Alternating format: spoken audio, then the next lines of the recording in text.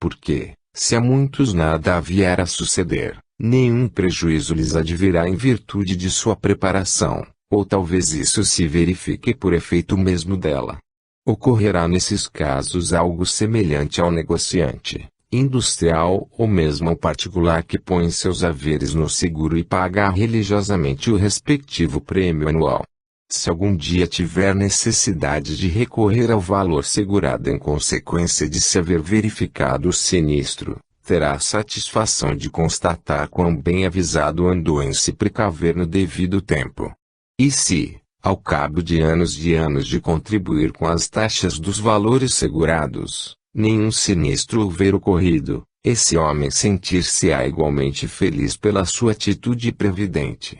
Coisa ainda parecida pode ser acrescentada aos espíritos previdentemente preparados, isto é, habituados à prática de sua ligação diária com nosso Senhor Jesus, e por seu intermédio com as forças superiores do bem.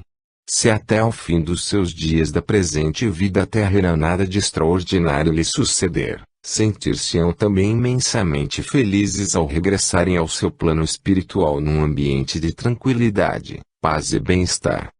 Poderei acrescentar que estes irmãos também fizeram o seu seguro espiritual e o mantiveram por anos e anos sem risco algum, mas se regozijaram, e muito, ao constatarem que o mesmo lhes serviu de veículo para alcançarem um tipo de felicidade não imaginada sequer durante sua existência na carne. Queridos irmãos e leitores meus, todo o empenho que usei nas linhas que aqui vos deixo, todo o esforço que empreguei para me tornar o mais compreensivo possível, traduzem o meu desejo imensurável porque infinito, de poder consolidar em vossa mente quanto já foi dito pelas entidades de grande luminosidade que vos falaram antes de mim. Meu propósito é, pois, sublime, tanto quanto o desejo que alimento de podermos encontrar-nos um dia nos planos do além, e receber então do vosso espírito belas palavras de reconhecimento por este meu trabalho de agora junto aos vossos corações. Estou, porém, servindo alegremente ao Senhor Jesus que me distinguiu com seu convite para vir até aqui falar-vos no solo terreno onde também vivi, lutei e sofri duramente, com o propósito que em mim se tornou inabalável de contribuir para o progresso dos meus irmãos terrenos, servindo dessa maneira o meu amado Mestre e Senhor Jesus, de quem recebi ao regressar à sua corte o mais belo galardão que imaginar podia. Fazei vós também outro tanto no mesmo sentido, meus queridos irmãos, certos de que não obrareis em vão. Além das luzes que os vossos trabalhos santos produzirem para os vossos espíritos, podeis contar com a esplêndida recompensa que nosso Senhor reserva a todos os seus servidores. Aqui vos abençoa em nome do Senhor Jesus e vos diz até logo este irmão muito mais velho, que em sua última peregrinação terrena se chamou simplesmente Dante Alighieri. Nota: Dante Alighieri, 1265 a 1321, o maior poeta italiano de todos os tempos. Descendente de família nobre, nasceu em Florença em 1265 e desencarnou em Ravenna aos 56 anos, após vencer uma existência de dificuldades e dissabores. Tendo perdido o pai em tenra idade, foi educado por Brunetti Latini, grande amigo da família, um sábio e estadista da maior reputação.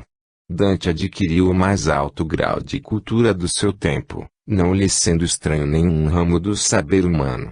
Conhecia profundamente a teologia e a jurisprudência. Como todos os homens importantes da sua época tinha de pertencer a um partido político, Dante fizera-se membro do Partido dos Guelfos, o qual se dividia em duas facções rivais, a dos brancos e a dos negros. Dante teve, por isso, de tomar parte ativa em várias lutas políticas, chegando a ocupar o priorato no ano de 1300. Nesse alto posto Dante empenhou-se na pacificação de Florença, o que conseguiu depois de grandes esforços. Sua bela atitude, porém, valeu-lhe mais tarde a proscrição ordenada por adversários poderosos que, penetrando na cidade à traição, franquearam na facção dos negros, que se apoderaram do governo de Florença. Dante foi então proscrito e condenado a pesada multa. Sua casa foi destruída e seus bens confiscados.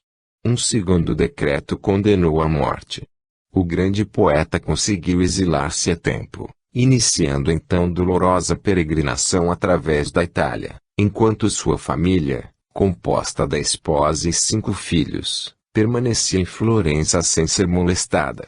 Dirigindo-se a Verona, aí encontrou Dante uma suntuosa hospitalidade por parte do podestà Cane della Scala, que por isso se tornou célebre.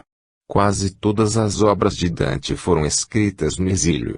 A Divina Comédia, que o imortalizou, foi concluída em Ravenna pouco antes da sua morte, acreditando-se que vinha sendo escrita desde a mocidade.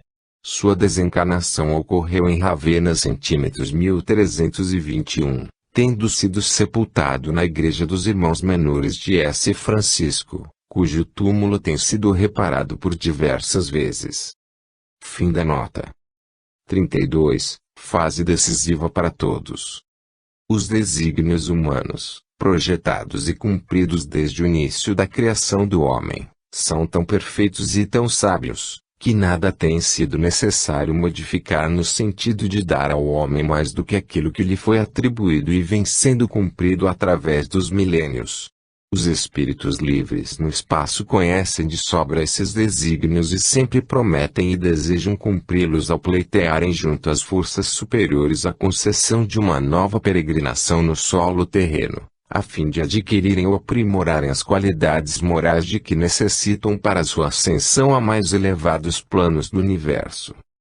Sucede, entretanto, e isto se tem verificado em todas as épocas, que o envolvimento do espírito pela roupagem carnal peculiar ao mundo terreno, consegue fazê-lo olvidar aqueles seus compromissos anteriores à encarnação, em face do que, uma vez firmado no solo terreno, o espírito facilmente se adapta aos costumes da maioria, e aqui permanece durante anos seguidos sem qualquer resultado para o seu adiantamento espiritual. Certo que no período em que o corpo se entrega ao sono cada 24 horas, o espírito é assistido pelos seus protetores invisíveis, e por eles alertado acerca do que lhe compete fazer no seu próprio benefício. Se um grande número de espíritos consegue recordar no dia seguinte os conselhos que recebeu durante o sono do corpo e procura segui-los da melhor maneira, é certo que a maioria se esquece completamente do que ouviu, porque os interesses materiais superam neles os espirituais. Ao fim da encarnação acontece virem esses espíritos a lamentar profundamente, mas sem remédio, o esquecimento que deles se apoderou, e o não aproveitamento de mais uma encarnação, às vezes tão dificilmente conseguida. Isto aconteceu durante milênios em todo o planeta, e acontece ainda nos dias que correm a uma enorme percentagem dos seres humanos. Sendo, porém, a presente fase da vida humana, como que decisiva para quantos se encontram na Terra, decidiram as forças superiores sob a chefia de nosso Senhor Jesus, enviar ao meio terreno emissários a transmitir por meio da palavra falada e escrita, uma série de conselhos e informações destinados a despertar no espírito encarnado a ideia da necessidade inadiável de retomar o caminho e a prática de seu maior interesse antes que certos fatos, ou melhor dizendo, certos fenômenos se positivem. Esses conselhos e essas informações aí estão grafados nos livros do irmão Tomé e nas páginas deste, tendo Nosso Senhor determinado que aqui viessem tantas entidades a redigi-lo, quantos sejam os seus capítulos. Convidado também pelo Senhor Jesus, aqui se encontra um de seus menores servidores para grafar este capítulo, com o objetivo, ainda, de comprovar perante os menos crédulos que o que morre não é jamais o espírito, mas apenas o corpo. O espírito, ao terminar a sua encarnação em cada viagem à Terra, segue o caminho do plano espiritual a que pertence, do qual se deslocou para cumprir uma nova peregrinação terrena. Pena que numerosas escolas filosóficas persistam em ensinar erradamente aos seus adeptos que o espírito, a alma, é criado para ocupar o corpo desde o nascimento, e dele se afasta para sempre após o fenômeno da morte. Puro engano esse, e altamente prejudicial à evolução de cada um.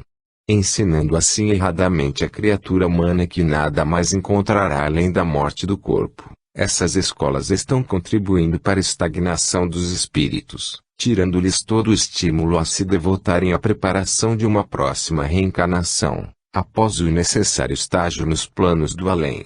Mediante esse princípio tão difundido na Terra, poucas criaturas se esforçam pela prática de obras capazes de ajudarem em seu regresso ao mundo espiritual, porque desconhecem toda a beleza de uma vida inteiramente devotada ao bem e ao amor do próximo, como sementeira de luzes e bênçãos para si própria do mundo espiritual. Para comprovação do que digo, encontrais reunidos neste volume capítulos redigidos por entidades que a história humana registra como viventes desde o primeiro século do nascimento do Senhor Jesus na Terra, fato que o resumo biográfico que lhes segue pode elucidar. Ora, essas entidades que em tão longas eras se destacaram pelo esforço despendido em suas vidas pelo bem do próximo, não poderiam ter sido criadas na ocasião do seu nascimento na Terra, com todo o seu saber de que deram provas, sendo este o resultado de muitas e muitas vidas anteriores, todas elas vividas na Terra desde tempos imemoriais. O saber demonstrado pelo homem em cada uma de suas vidas terrenas não é senão o resultado das experiências acumuladas em vidas anteriores. O Pai Celestial não criaria tal desigualdade de espíritos para ocuparem uma única vez um corpo humano, concedendo a uns ideias, inteligência e possibilidades extraordinárias, enquanto recusaria os mesmos dons a outros filhos.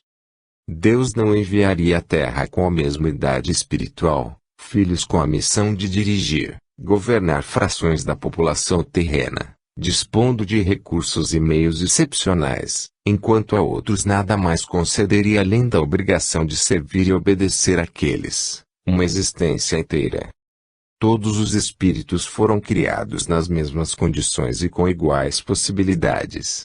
Uns conseguem avançar mais depressa no caminho do seu aprimoramento, graças a uma boa orientação recebida da parte de seus genitores, mestres ou companheiros de jornada terrena, despertando suas qualidades latentes em benefício do seu mais rápido progresso espiritual. Outros, por motivos óbvios, como o que estacionam durante encarnações seguidas, só muito lentamente alcançando os objetivos com que vieram à Terra.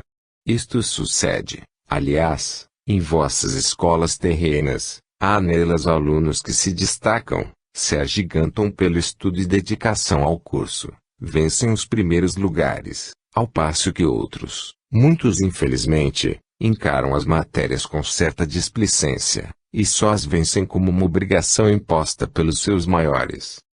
Assim pois, deveis convencer-vos de que todos vós que vos encaminhais para este fim de século, tendes vindo à Terra seguidamente desde muito antes da era cristã, sendo muitos de vós contemporâneos de quase todas as entidades que assinam capítulos deste livro. Todos nós que aqui viemos para o mistério de colaborar em vida nova, verificamos encontrarem-se presentemente na Terra, provavelmente em sua última encarnação, espíritos já possuidores de grande luminosidade, e aqui se encontram também em missão de dar exemplo de bom procedimento, de boa moral e de espiritualidade aos demais. Estes espíritos, pela sua evolução, são extremamente modestos, vivem vida honrada e humilde, e sua palavra aborda invariavelmente temas dos mais elevados. Há-os em todas as classes sociais, entre os humildes como entre os doutorados, podendo os mais perspicazes identificá-los pela bondade e renúncia de que frequentemente dão provas. São espíritos missionários estes irmãos, também a serviço do Senhor. Eles podem ser comparados a pequenas partículas luminosas entre um conjunto de areias mais ou menos opacas, a demonstrar o grau a ser atingido por todos os grãos desse conjunto de areias. Sua vida presente, antes de ter sido motivo de solicitação sua, terá sido resultado de uma solicitação do próprio Senhor Jesus a fim de iluminarem pela ação, pela palavra e procedimento, a quantos no momento a que se encontram encarnados. Certo é que entre os leitores deste livro não poucos irmãos missionários se encontram. Uns já terão posto em ação a sua superioridade moral através dos seus atos e palavras, seja transmitindo a outros as suas experiências, seja ajudando, orientando irmãos no caminho que lhes convém. Outros muitos, porém, provavelmente adormecidos no envolvimento da carne de que se acham revestidos, apenas contemplam o desenrolar da vida comum sem nela intervirem com a sua experiência, luz e bondade de que são possuidores. É então a estes irmãos que desejo dizer aqui algumas palavras que são as seguintes.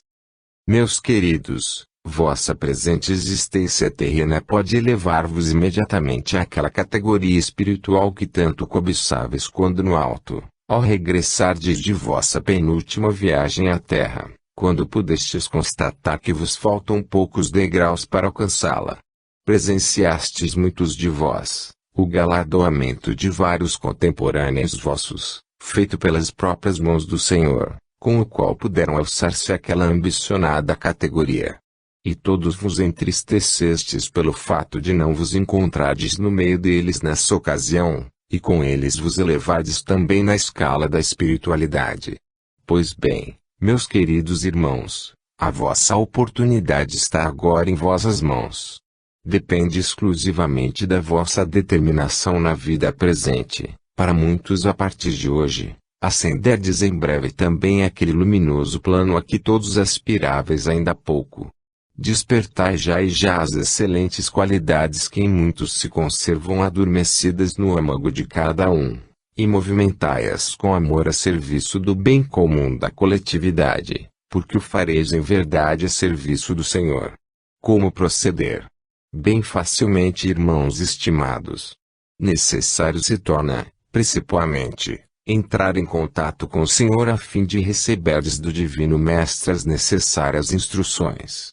Dizendo instruções estarei dizendo ideias, sugestões, modalidades de agir, que são inúmeras em cada setor da vida humana. O contato com o Divino Mestre, segundo o processo longamente divulgado nas páginas dos livros do irmão Tomé, e a coisa mais fácil e agradável para cada um de vós, visto resultar de sua prática uma concepção inteiramente nova da vida terrena, dando-lhe uma medida exata do que ela é. As ideias, sugestões e modalidades que tal contato vos trará, habilitar-vos-ão a transformar-vos de simples seres humanos a viver quase que automaticamente uma nova vida terrena, em vos sentirdes imediatamente espíritos fortes, valorosos, capazes de operar até verdadeiros milagres, pela concentração e emprego de recursos até agora esparsos ou desperdiçados ao longo dos vossos dias decorridos. Vós todos que estas linhas estudardes, eu vos afirmo sinceramente, podeis tornar-vos ainda na presente encarnação autênticos mensageiros do Senhor Jesus a serviço da coletividade a que pertenceis.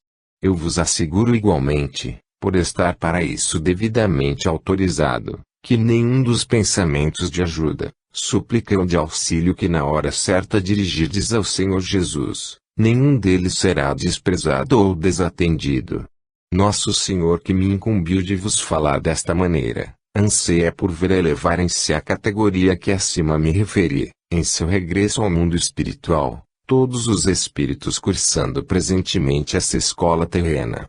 Assim pois, meus queridos, não existe nenhum obstáculo para que todos vós alcanceis a vivência espiritual a que fizerdes jus. O que fareis já então portadores do almejado galardão que constitui o preço do ingresso de cada um. Lá, nesse plano a que em breve ascendereis, várias surpresas das mais agradáveis vos ocorrer. Uma delas será o encontro com amigos milenares de muitas vidas contemporâneas, os quais, pelo empenho com que aqui se devotaram ao serviço do Senhor, lograram há muito a sua elevação a esse plano de vida. Lá se hão de encontrar certamente, e alegremente vos receberão, entidades que foram vossos progenitores, vossos filhos, vossos irmãos consanguíneos, e não poucos afeiçoados e grandes amigos feitos durante milênios de vidas vividas neste planeta de lutas e sofrimento. Dizendo-vos estas palavras redigidas, com o meu coração, para atender ao pedido do nosso Senhor Jesus, Sinto-me envolvido numa onda de amorosas vibrações que delas se desprende ao serem grafadas no papel, as mesmas que hão de envolver a todos vós, queridos irmãos, ao experimentar dispor em prática o que minhas palavras traduzem. Que nosso Senhor vos ilumine com sua divina luz, e em breve vos encontreis no tão desejado plano espiritual. São os votos sinceros e ardentes deste vosso irmão e amigo, Jacques Montsaint. Nota: escritor e filósofo francês do século XVIII. É de admirar que as enciclopédias não lhe registrem o nome e as obras que escreveu, que foram várias. É uma entidade de grande luminosidade, muito estimada no mundo espiritual, inteiramente devotada ao serviço de Jesus, de quem recebeu convite para colaborar nesta obra. Fim da nota. 33. A prece traz socorro e paz. O movimento espiritual que neste momento se processa nos planos mais próximos, é de tais proporções de diversidades, como não há memória de outro igual em toda a vida deste planeta.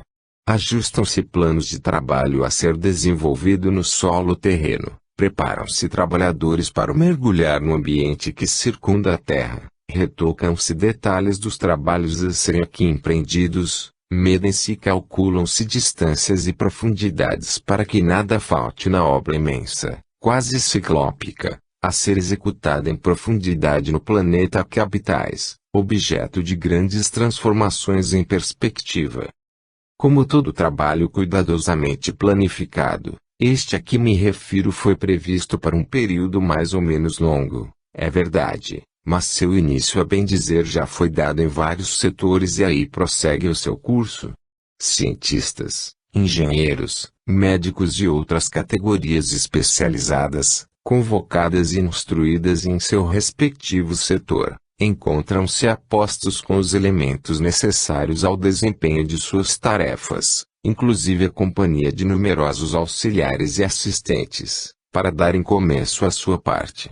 Não haverá nenhum exagero em referir aqui, para que os leitores possam fazer uma ideia aproximada do valor desses trabalhos, que todos os espíritos de luz que passaram pela escola terrena se encontram mobilizados neste momento. De tudo se deduz, por conseguinte, que o que vai acontecer ao mundo terreno a partir de agora, é de molde a levar a meditação contra as almas a que se encontram na vivência de mais uma existência terrena. Não necessitarei de repetir o que outras entidades disseram acerca das modificações a serem operadas na Terra, com base, algumas delas, em grandes profundidades do solo, e isto porque todos os leitores já se encontram preparados para elas.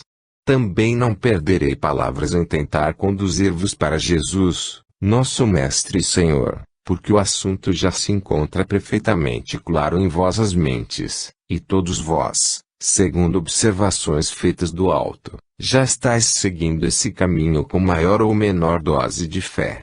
Não perderei palavras, por conseguinte, para repisar este assunto, embora ele constitua, por assim dizer, o artigo 1º do primeiro capítulo.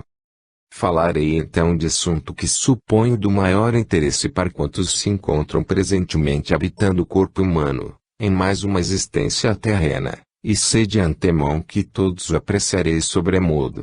Quero referir-me neste capítulo que o Senhor me incumbiu de redigir, ao que se relaciona com o comportamento de cada um de vós em face de acontecimentos que devem positivar-se em breve sobre a face da terra.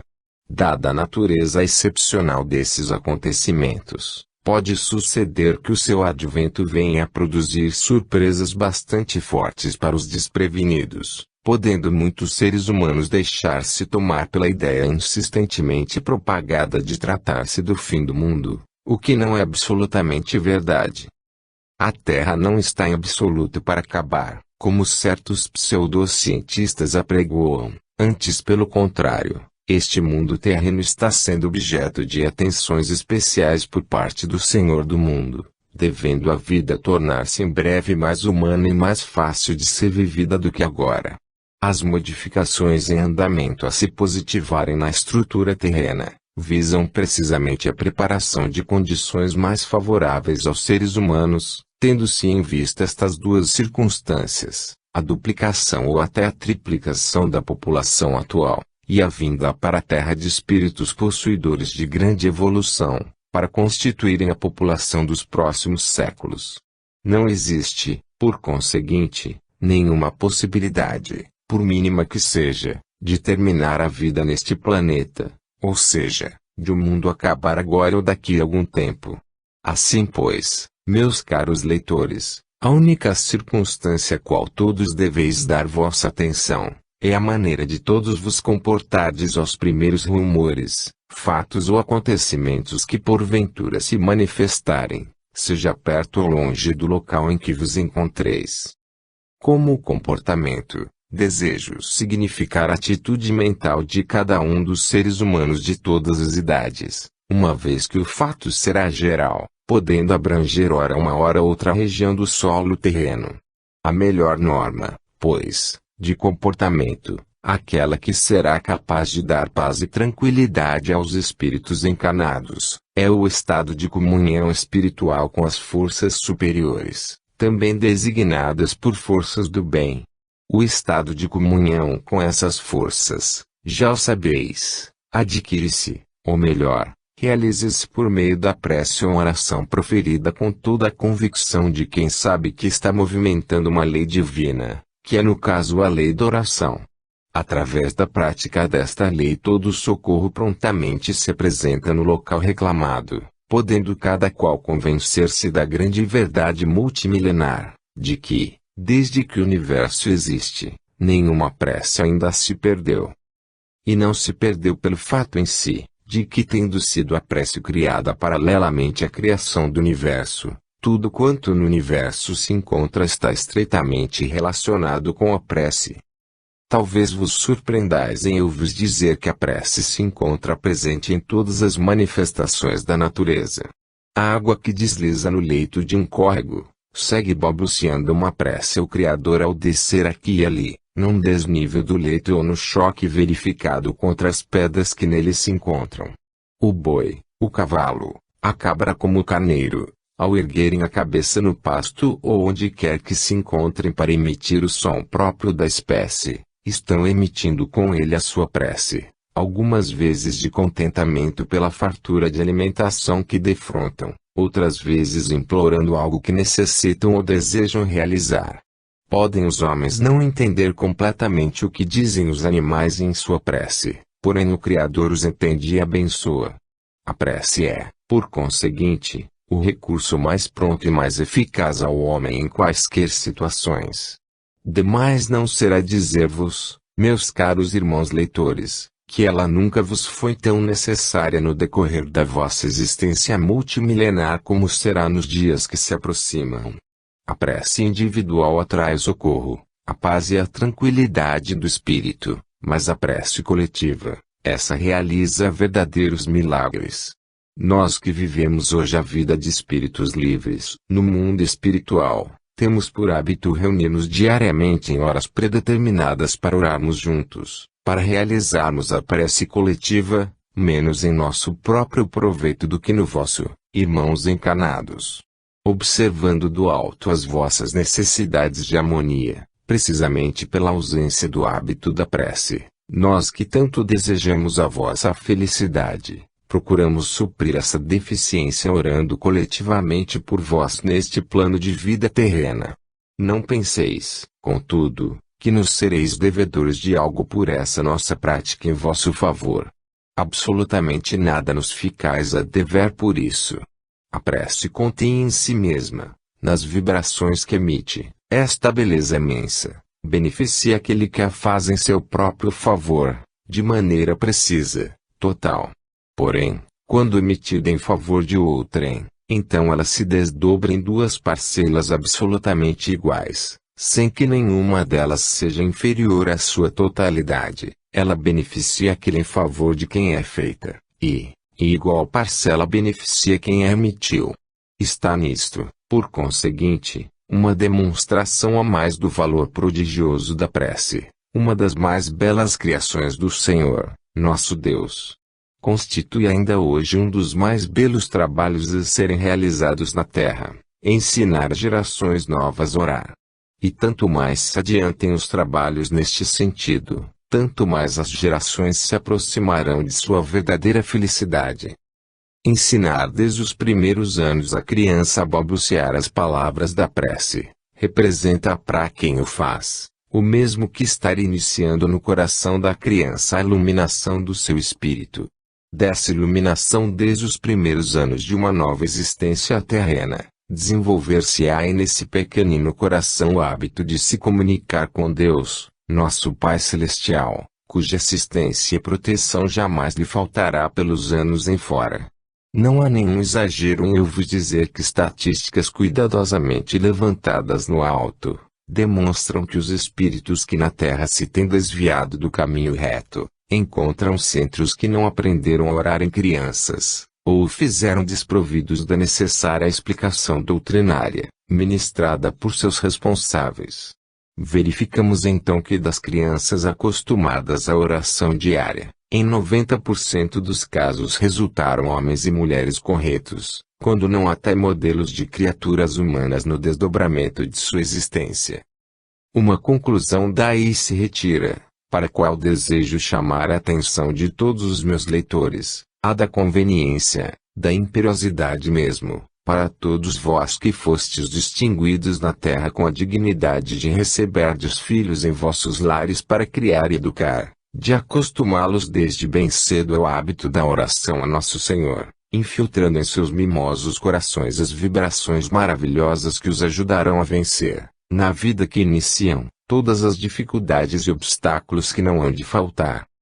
Este é o conselho que venho trazer-vos no capítulo que vim redigir por solicitação de Nosso Senhor, oportunidade que eu quis aproveitar para reeditar palavras e atitudes que tanto dignificaram minha última passagem pela terra, do alto onde hoje vivo. Contudo, muito tenho sido solicitado a intervir em favor de muitos milhares de filhos que aqui viveram e de outros que ainda vivem, quando em suas dificuldades se lembram deste velhinho. Aqui me despeço com saudades imensas deste plano onde tanto procurei servir ao Senhor Jesus, servindo aos meus irmãos necessitados de todas as categorias. Continuai então a dispor, sempre que necessiteis, deste espírito que tanto vos quer e estima em seu coração. Antônio de Pádua. Nota: Antônio de Pádua, 1195 a 1231, religioso franciscano português.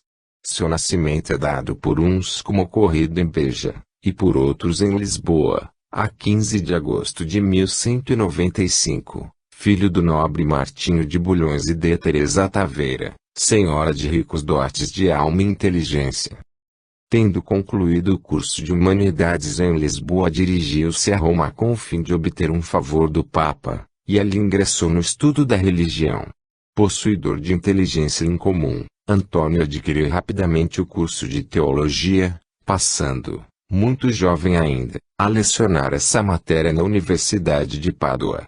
A circunstância de ter vivido vários anos nessa cidade levou os paduanos a chamá-lo mais tarde Frei Antônio de Pádua, o filho mais querido da casa de S. Francisco. Antônio de Pádua foi pregador exímio, cuja palavra arrebatadora empolgava as multidões. Santo Antônio é tido no mundo cristão como descobridor das coisas perdidas. Conta-se que a origem dessa crença foi a seguinte: estava Frei Antônio em Montpellier, França, ensinando teologia aos jovens frades, quando um dos noviços desapareceu do convento levando consigo o livro dos Salmos comentado pelo Frei Antônio, uma preciosidade naquela época de falta de livros. O livro fazia falta ao santo, no ensino, e o mesmo lamentava, sobretudo, o grave pecado do ladrão. Pôs-se então a rezar pelo pecador, pedindo na oração que o livro lhe fosse restituído, pois que dele necessitava para a continuação do ensino.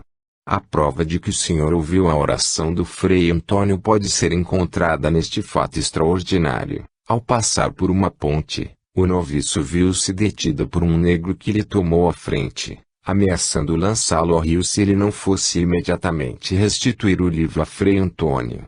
Aterrorizado com a ameaça, o noviço voltou ao convento, lançou-se aos pés do santo, restituindo o livro e implorando perdão pelo grave pecado, e rogando ser readmitido no convento, o que lhe foi concedido. Data deste fato a fé depositada em Santo Antônio como grande restituidor das coisas perdidas.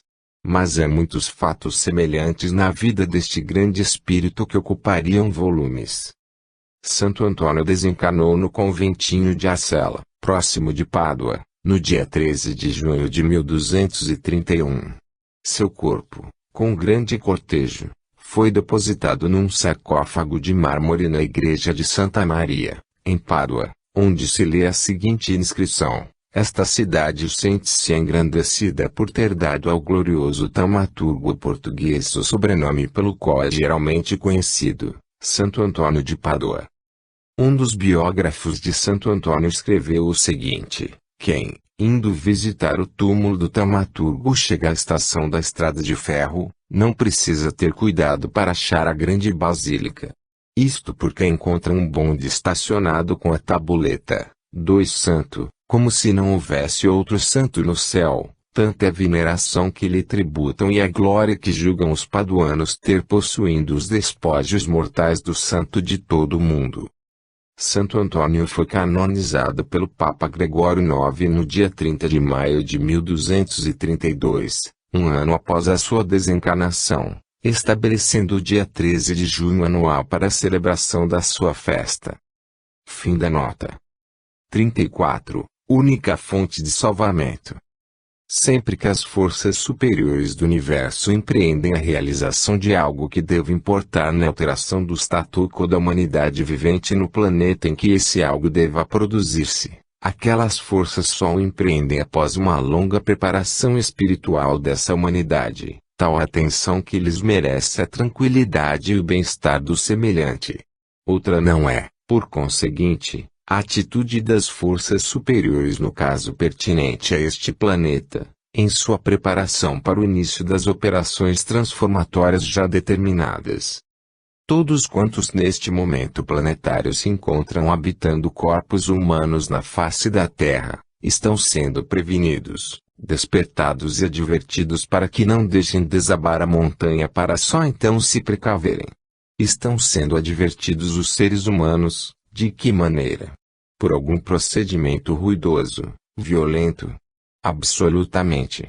Estão sendo advertidos por meio do convite a todos endereçado pelo meigo Jesus de Nazaré, através dos seus enviados ao ambiente terreno, os quais procuram, através das mais puras expressões da linguagem humana, fazê-los cientes de que devem voltar-se sem demora para a única fonte de salvamento que existe para os habitantes da Terra, que é, sem nenhuma dúvida, a grandiosidade do coração magnânimo do Senhor Jesus. É esta a única fonte de salvamento que existe para as almas presentemente encarnadas na Terra, quer dela venham a necessitar ou não durante a fase transformatória do planeta. Se, por algum motivo para nós desconhecido, alguns dos irmãos encarnados preferirem subestimar o que aqueles deixaram grafado em letras de forma, quantas entidades superiores vieram cooperar nesta magna campanha de salvamento dos espíritos encarnados, se isso acontecer, só o poderemos lamentar e muito, porque as palavras constantes deste volume não possuem senão um sentido, ou seja, um único significado: alertar os corações antes que a montanha comece a desabar. Dizendo montanha, numa linguagem figurada, estaremos procurando significar o desmoronamento de algo de proporções gigantescas em vésperas de se precipitar sobre bons e maus, podendo a todos soterrar, se encontrarem desprevenidos. Quero convencer-me, porém, de que o quanto foi dito e repetido nas páginas deste volume, assim como naqueles redigidos pelo apóstolo Tomé, já terá sido suficiente para todos despertar. Assim sendo, volverei ao que o meu pensamento para outro setor da existência espiritual da humanidade de todos os mundos, no desejo que alimento de poder interessar a todos vós, queridos irmãos leitores. Referir-me-ei então ao que habitualmente sucede nos planos espirituais, ou seja, nos mundos habitados por espíritos em suas vilegiaturas no espaço, entre uma e outra encarnações. Sim, irmãos meus, cada vez que se extingue a vida de um corpo físico na Terra ou em outro mundo qualquer, o espírito que tal corpo construiu e habitou por vários anos, pode ser considerado em vilegiatura no seu plano espiritual, por maior ou menor lapso de tempo. Pode tratar-se então de um verdadeiro descanso em face do merecimento adquirido pelo espírito em sua vida terrena, e nesse caso ele desfruta uma autêntica vilegiatura em que são proporcionados novos e importantes conhecimentos para seu enriquecimento espiritual. Há, também, infelizmente em número assaz avultado, vilegiaturas que recordam até pequenas ou grandes punições, tal haja sido o comportamento do espírito em sua recente vida terrena. Para uns, os primeiros citados, sucede não raro que esse lapso de tempo lhes pareça demasiado exíguo, tão bela quão rápida a vilegiatura decorreu. É que o mundo espiritual é por sua natureza riquíssimo de ensinamentos para aqueles que por seu viver correto na terra a eles fizeram jus, os quais ali se incorporam aos pelos mesmos já possuídos. Sua incorporação, isto é, a incorporação dos novos ensinamentos aos espíritos que os mereceram, passa a constituir a fonte de novas e maiores possibilidades em sua próxima reencarnação. Ao passo que, o grande número de espíritos que passaram pela Terra com a preocupação única de colher, mas sem semear, locupletando-se por conseguinte, da experiência e do trabalho alheios enquanto se fartaram dos prazeres materiais, esse grande número de irmãos decepciona-se apenas haja transposto a fronteira do novo mundo em que forçosamente ingressou. Não conduzindo ativo útil mas apenas passivo inútil, esses irmãos cedo se arrependem da vida que levaram, porém já estão sem remédio. Isto sucede, entretanto, devemos reconhecê-lo com sinceridade, na grande maioria dos casos, em consequência da falta de preponderância das religiões terrenas sobre o indivíduo. Religiões existem, talvez em maior número do que o necessário, todas elas visando, pelo menos na aparência, a felicidade das almas encarnadas. Seja entretanto por que motivo for, a verdade é que sua religiosidade não consegue atrair as almas para o núcleo, de modo a fazer de cada uma um seguidor fiel dos princípios que pregam. Sendo os corpos por natureza impermeável às mais belas práticas religiosas, a elas se sujeitando apenas pelo domínio exercido pelos espíritos sobre eles, aí encontramos uma das poderosas razões da rebeldia dos homens à prática dos ensinamentos religiosos pregados pelos vários credos e seitas terrenas. Que fazer então? Pouca coisa na aparência, porém muitíssimo na realidade. Partindo do princípio de que só em casos excepcionais a palavra humana consegue interessar verdadeiramente a outro ser humano, teremos que voltar nosso pensamento para outra modalidade de ensinamento ou pregação religiosa. E qual deverá ser ela? Perguntareis.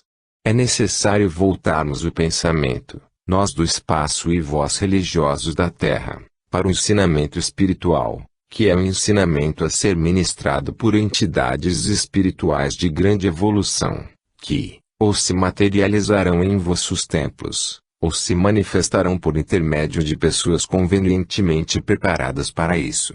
O que digo não constitui novidade em relação a algumas regiões do Oriente, onde o desenvolvimento espiritual de seus habitantes permite a manifestação visível de instrutores espirituais que comparecem aos templos em dias e horas certos, com o fim de ministrar ensinamentos espirituais aos ouvintes. Isto acontece há muitos e muitos anos em várias localidades dos países orientais, cujo resultado se reflete no extraordinário progresso espiritual registrado nos espíritos que ali vivem suas reencarnações. Devo acrescentar que em face da afluência de ouvintes àquelas reuniões, já se experimentou realizá-las ao ar livre na praça pública, o que vem sendo feito com sucesso. Até há pouco tempo existia aí o inconveniente da falta de audição por parte dos ouvintes mais afastados. Com o progresso, entretanto, da eletrônica, esse inconveniente desapareceu completamente. Torna-se assaz interessante observar o que sucede entre os milhares de ouvintes dessas palestras espirituais após o seu encerramento.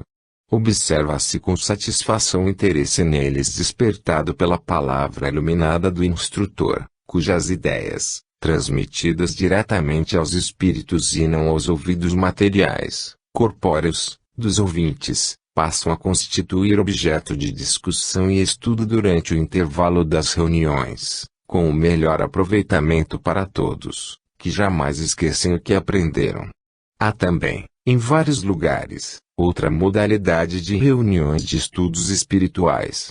Há organizações constituídas de elementos por assim dizer já iniciados, as quais promovem a materialização da entidade instrutora pelo espaço de até 2 horas, durante cujo lapso de tempo ela prossegue na transmissão verbal de suas aulas do mais alto valor filosófico espiritual para os respectivos membros. Esta é a segunda modalidade de transmissão de ensinamentos espirituais aos ouvintes encarnados.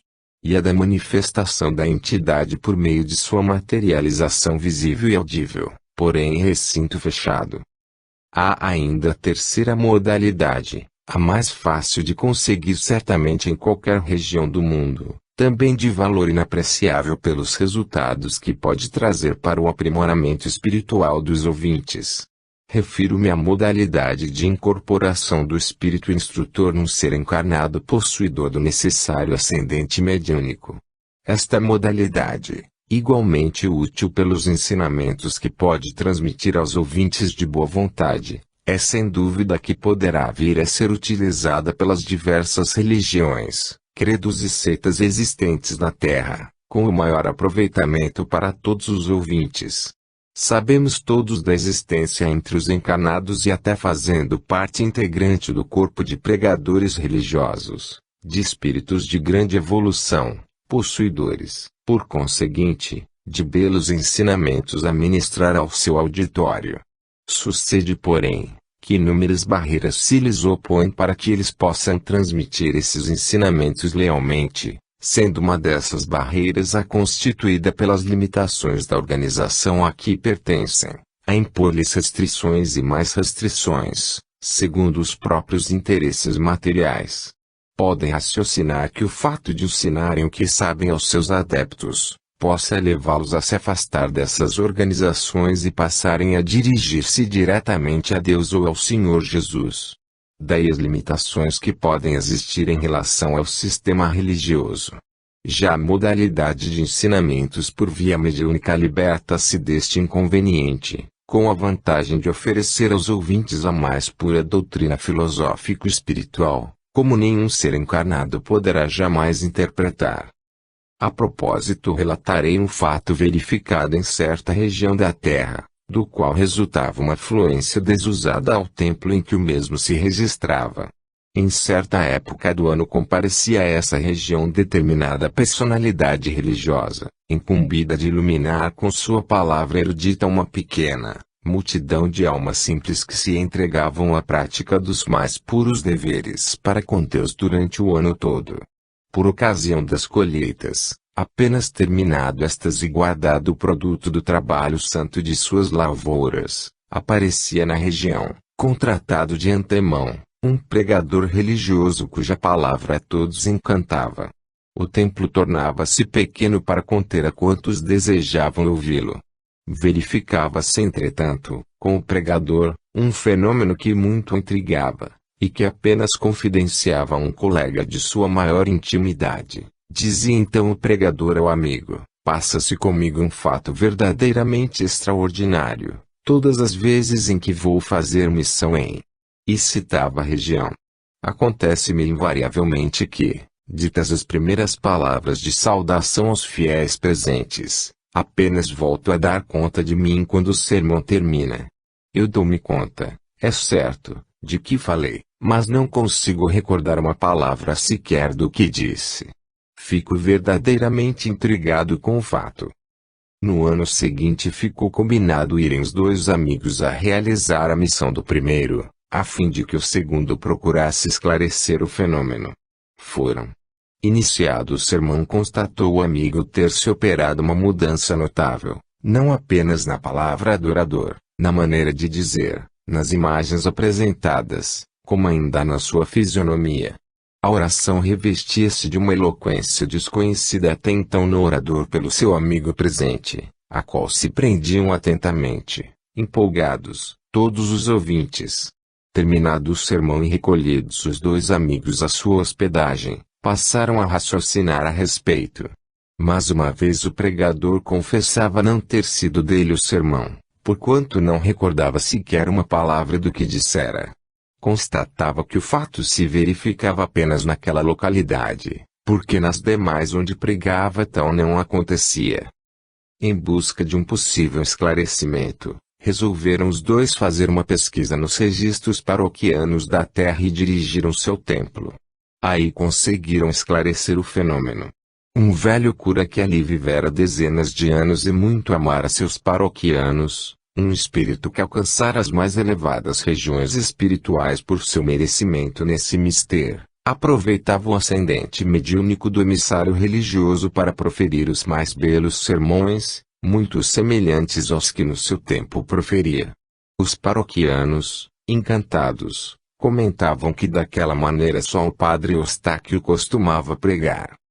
Eis aí, amigos meus, um fato que pode repetir-se indefinidamente na terra, com a vinda de instrutores espirituais a ajudarem vossas almas a progredir. Meditai sobre isto, é o conselho que aqui vos deixa com a bênção do Senhor Jesus, este vosso amigo que se chamou Henri Jackson d'Urville. Nota: médico e escritor francês desencarnado neste século. Escreveu várias obras sobre magnetismo, dedicando-se também ao estudo do pensamento e sua potencialidade. Grande servidor do Senhor Jesus no alto. Não há registro do seu nome nas enciclopédias. Fim da nota. 35. A fortuna imperecível. Os povos que compõem a humanidade atual da Terra, diferenciados apenas pelas condições geográficas e mesológicas que os separam, são em verdade espíritos oriundos do mesmo plano espiritual, e por isso possuidores do mesmo grau evolutivo alcançado através de encarnações anteriores, neste mesmo plano de vida. A única diferença que entre estes povos se assinala, consiste no seu grau de religiosidade, isto é, no maior ou menor sentimento de amor para com o semelhante. Nisto apenas consiste a diferenciação existente entre os atuais habitantes da Terra. Sucede, entretanto, que a diferença apontada não pode constituir nenhuma barreira ao estabelecimento de um verdadeiro espírito de fraternidade entre os filhos das várias regiões do globo terrestre, para que todos se irmanem no mesmo pensamento de devoção ao governador da Terra, que por delegação multimilenar do Pai Celestial é nosso Senhor Jesus, aqui nascido pela última vez na povoação de Nazaré, com o objetivo, já naquela época longínqua, de estabelecer a desejada união de pensamento neste espírito de fraternidade. Sabem os homens deste século que então sucedeu ao filho de Maria de Nazaré, em resposta dos homens de então à pregação de Jesus pela harmonia de todos no mesmo sentido religioso, quando se esforçava em os convencer de que todos os homens são irmãos, por serem filhos do mesmo Pai, o Pai Celestial. Seu esforço de então custou ao Senhor o sacrifício que persiste na memória de todos, não sendo necessário descrevê-lo aqui. E sabeis acaso, vós todos que tiverdes a ventura de manusear estas páginas, quem eram os homens e as mulheres que viviam na Terra à época em que Jesus desceu ao planeta para tomar um corpo de carne, com o fim de pregar a sábia doutrina da compreensão e da fraternidade? Eu vos elucidarei a respeito, dizendo-vos com perfeito conhecimento de causa que, com algumas exceções, são todos os espíritos que na Terra se encontram presentemente em seu último ano do curso terreno, devendo em breve prestar exame final acerca do que vieram aprender neste plano de vida. Digo-vos que vos falo com conhecimento de causa porque assim é realmente, uma vez que eu próprio me inscrevia entre a humanidade de então, e tenho acompanhado bem de perto quanto até agora se registrou em relação a todos os seus elementos. tendo tido uma ação de certo relevo na história do cristianismo, por tê-lo aceito e pregado em circunstâncias as mais difíceis que imaginar-se possa, a ponto de ter sofrido amputação de minha cabeça como a melhor maneira que se encontrou de impedir a continuação do meu apostolado, eu venho hoje declarar de todo o coração aos homens e mulheres deste fim de século, que de tal sacrifício resultou a maior iluminação do meu espírito. Apenas decepada a minha cabeça nos arredores da grande capital da Itália, senti-me instantaneamente aconchegado em mácio leito de arminho, no qual fui conduzido ao plano espiritual a que meu sacrifício fazia jus. Desejo então relatar a todos os leitores deste livro, o que faço pela vez primeira, que vale a pena dedicar-se alguém ao serviço do Senhor na difusão de sua encantadora doutrina de amor ao próximo, ainda que na prévia certeza de receber dos homens como recompensa, o encarceramento por mais longo e doloroso, e até mesmo a pena que me foi imposta naquela fase tão distante de minha vida. Ajuntarei ainda, para maior esclarecimento dos leitores, que tendo vivido na Terra inúmeras encarnações anteriores, várias delas em condições bastante difíceis, foi aquela em que me dediquei para sempre ao serviço de Jesus, a em que comecei realmente a viver. Meu coração enchia-se até então, dos sentimentos peculiares ainda hoje a muitos dos viventes humanos, abrangendo apenas o que se relaciona com a vida puramente terrena, na qual preponderam os interesses materiais, de grandeza e domínio sobre o semelhante, com lamentável desprezo pelos interesses espirituais, objeto e causa da vinda de cada um ao solo terreno. Numerosas encarnações vividas por mim até então, resultaram praticamente nulas para o meu espírito, afeito como a grande maioria, a preocupação que a todos domina, apenas nascidos e desenvolvidos no ambiente materialista deste mundo terreno. Até que, usando eu da cultura material então adquirida, e desejoso de a demonstrar perante os meus contemporâneos, lancei-me à campanha de combate à doutrina de que fora portadora a maior figura humana de todos os milênios, Jesus de Nazaré, apresentando como argumento o fato de que um homem aparentemente despreparado como se apresentava o jovem carpinteiro de Nazaré, não teria autoridade para pregar uma doutrina que se baseava na humildade, no amor e na fé, quando as mais altas classes sociais da época rendiam sua mais destacada homenagem à cultura e à riqueza dos homens de então. Claro está que a pregação de Jesus tinha de suscitar a desaprovação, a revolta e o ódio dos potentados, como de fato sucedeu, a cuja campanha meu pobre espírito se lançou com desenvoltura e denodo ponto sobreveio, porém, para início de minha felicidade, aquele episódio inesquecível ocorrido na estrada de Damasco, episódio que todos conheceis, do qual resultou acender-se em meu espírito a luz que a fez de mim um dos mais intrépidos seguidores de Jesus, e desde então me haver dedicado pelos séculos em fora ao seu serviço. Do que aí fica em relato sucinto, eu pretendo convencer a quantos na terra se encontram na hora presente, que nenhum interesse puramente terreno, seja ele qual for, o de ascender aos mais altos postos de mando em seu ambiente ou região, seja o de acumular fortuna de bens perecíveis, seja enfim qual seja, nenhum interesse dessa espécie sobrepuja o verdadeiro interesse do espírito, que é a sua maior iluminação, e esta só se consegue por meio da vivência de uma existência equilibrada entre o dever material da obtenção dos meios honestos da manutenção do corpo e emissão de pensamentos sãos, elevados, em favor da paz e bem-estar dos semelhantes. A ninguém é concedida no mundo espiritual qualquer honraria pela aquisição que haja conseguido na terra, dos mais altos padrões de cultura, se essa aquisição não tiver podido beneficiar a comunidade. Nunca será demasiado insistir na grande verdade de que, sendo a humanidade constituída por um número ilimitado de indivíduos, cujo dever consiste, ou deveria consistir, em promover cada um em sua esfera o progresso da coletividade, não reconhecem as leis divinas qualquer mérito na preocupação daqueles que se empenham exclusivamente no próprio benefício. Daí a aplicação constante que todos vemos dos dispositivos da lei de causa e efeito, conduzindo aqueles que apenas se preocupam consigo mesmos e se tornaram ricos, poderosos, numa encarnação, a situação contrária numa próxima existência, quantas vezes até carecente do indispensável à sua subsistência. Isto sucede tão frequentemente e a tão grande número de almas, que verdadeiramente nos constrange, a quantos contemplamos